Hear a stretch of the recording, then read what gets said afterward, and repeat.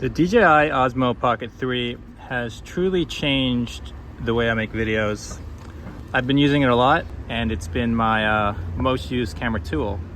Today I'm going to take a little bike ride and show you footage from this camera filmed in 4K. And as we're cruising, I'm going to tell you some of the things I like most about this, while also talking about a few of the potential drawbacks. Let's go. Now, to begin with, you're going to hear my voice switching from the iPhone that I filmed that little intro on to the Osmo Pocket 3. As I'm riding on my bicycle, I'll do a little triple tap. And now, of course, you're back to the selfie mode. This is the first thing I want to talk about. It's so easy that I never need to look down at my camera. The button's placed perfectly. And for example, if it were a double tap, it could accidentally be done. You know, you could accidentally tap something twice, but triple tap is just enough that you just go 1, 2, 3. You trust that the camera is going to do exactly what you need it to do. A little tip from someone who's been using this camera for a while is, if you're someone who is filming walking or biking videos like I am, you can just slightly edit the footage, because the actual whirling around, the 180 spin, might look kind of cool the first time, but for a viewer, and I'll do it again here, for a viewer who's watching, I find you just get dizzy. It gets kind of annoying after a few of those. So what you can do is, if you just have a little gap in your speaking, you can nicely edit it so that it feels smooth and natural without having that moment in between. But getting back to my actual review here, I want to talk about that pigeon that almost ran in front of me. But more specifically, I want to talk about the fun factor. And I kind of hinted at that with the triple tap. It's just a fun camera. And I have had people who are other filmmakers who have seen my camera who say, wow, that's cool, who have questions about how it works, and when they view the footage on the little screen, which, by the way, the screen is small, but it's very clear. It's very clear to see the footage. People are always like, wow, like, I can't believe how sharp that looks. Or if it's nighttime, I can't believe how clear that looks. My phone can't do anything like that. So it impresses other video nerds, but also random people. On multiple occasions, I've had random people in restaurants or when I'm out just asking, like, what is that? When I say it's a camera, they're like, oh my god, it's so cool. Or sometimes they say it's cute, you know? Yeah. Sí, es mi cámara. ¿Y qué cámara es? El nombre es DJI Osmo 3. Oh, Sí. But while we're talking about the form factor and stuff like that, I do want to have one little nitpick. I want this to be an honest look at the pros and cons. One of the things that I think could be improved upon, and this depends the way you film, right? If you are in a studio, or you are like carefully planning every shot, you'll be able to take the time and care to make sure this never happens to you. But if you're someone like me who doesn't just talk about cameras in a studio, but goes out and uses them in real life run and gun situations, you eventually are going to run into this situation where you want to use the joystick to zoom. Like, let's say I like that artwork up ahead. I want to zoom on it. Oh, I made a mistake. I pressed what I thought was zoom in, but I actually changed the positioning. Okay, I'm going to center that again. And then to show you what I mean, my iPhone again. See, the confusing part for me is when I look down at my screen and I'm not thinking too much, I see the one-time zoom and I think, okay, I'll go like this, I'll zoom. Wait, why isn't it zooming? Okay, center again. You actually have to tap on the one-time zoom. The 1x disappears and then you can zoom. And then if you want, you can reposition that nicely. Isn't that a nice shot? You see what I mean about the confusion, right? For me, it's a visual flaw, because when I see that number, I think, oh, it's in zoom mode. But it isn't, it's in directional mode. So I disagree with that choice of displaying it when you're actually not in the zoom mode, but you're out of the zoom mode. I also perhaps disagree with having the same functionality, like the same up push, repositions, or zooms. I don't know, what if instead of having the word Osmo, they just had a little toggle where it's like zoom, and you always know that button zooms, and you always know this button repositions, because positioning just up, down, left, right, that feels very natural. Remembering to switch modes and then zoom, a bit less natural. What do you think? Do you agree? It would also be cool to have a 5x zoom instead of just the 2x. Certain moments would be nice to crop right in. Of course, you can do that later with your footage on your computer or something like that. Moving ahead to other things about this camera, I would like to mention the durability. Something I was not in a position to talk about in my initial review because I just got it. So anyone who's had a camera for a day and says it's very well built is either lying to you or lying to themselves, because you don't know if a camera is well built until you've put it through some tough situations. I have carelessly put this through a few rough situations, and there's a few scratches on my exterior. Some people will be cringing when they see that. For me, I don't care. For me, that's just a sign that I've been using my camera well. The important thing is I don't get any scratches on the lens or anything like that. And the good news is I haven't. Even though I have carelessly thrown this camera in my backpack with keys and other sharp objects that could potentially scratch my lens. So I would say the build quality gets 2 thumbs up.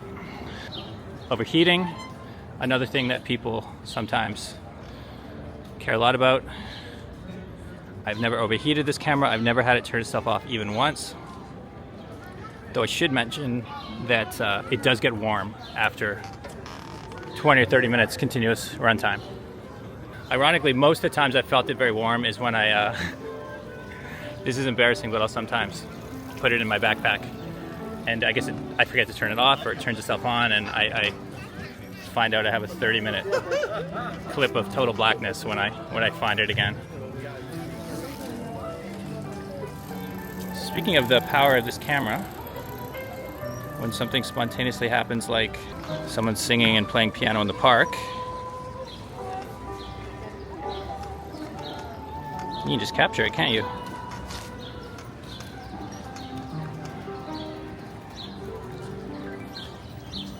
I have a few more thoughts to share on this camera, but first I think I will stop for a coffee. And as I do this, I'll continue filming and I'll show you just how good this is at changing light conditions and capturing real life as it's happening. Shots like this used to be much harder to get.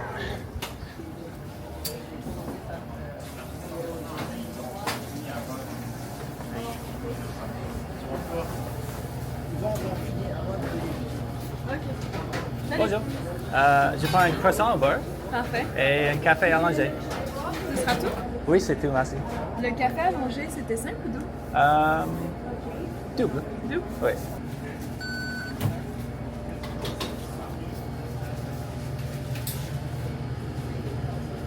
This place has great croissants. Et voilà. Merci beaucoup. Bonne journée.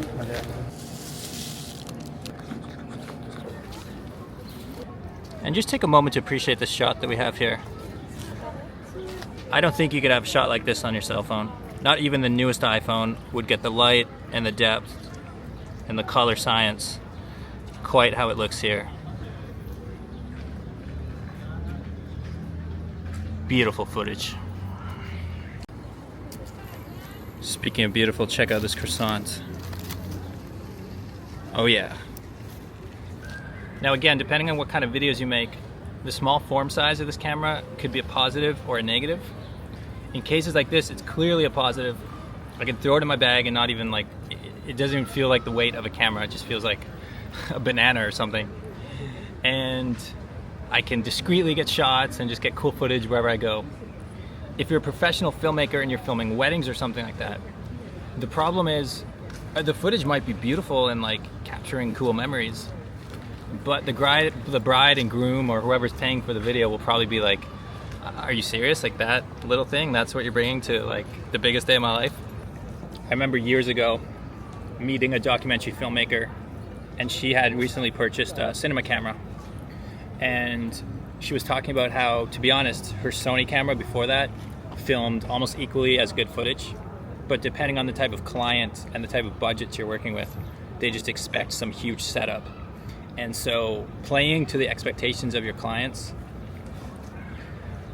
we wish we lived in a world where we didn't have to do that, but unfortunately, perception is reality.